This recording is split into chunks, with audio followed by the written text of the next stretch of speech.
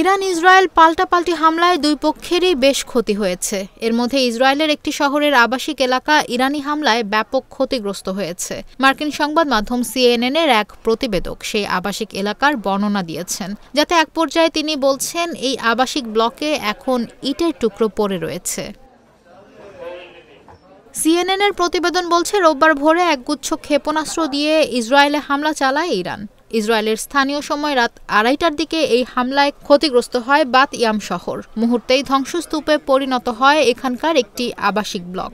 বড় বড় দালান ভেঙে এখন সেখানে দেখা যাচ্ছে সব ইটের টুকরো। এক জায়গায় পড়ে আছে বাচ্চাদের খেলনা।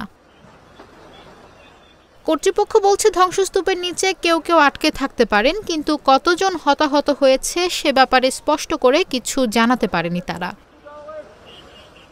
ইরানের তেহরানে আজ শোনা গেছে বিস্ফোরণের শব্দ। সেখানকার একটি 15 তলা ভবনের কাছেই শোনা গেছে এই শব্দ। তবে শেষ খবর পাওয়া পর্যন্ত এখনও কারো হতাহতের তথ্য জানা যায়নি। বোমা হামলায় আশ্রয় নেওয়ার জন্য মসজিদ ও মেট্রো স্টেশনে যেতে বলেছে ইরানি কর্তৃপক্ষ।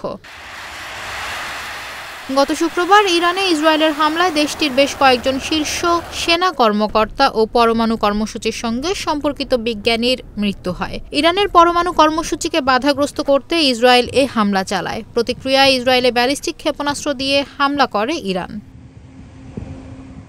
তেহরানের হামলায় ইসরায়েলে এখন পর্যন্ত নিহতের সংখ্যা দাঁড়িয়েছে 10 জনে। অন্যদিকে ইসরায়েলি হামলায় ইরানের নিহতের সংখ্যা বেড়ে দাঁড়িয়েছে অন্তত 80 জনে।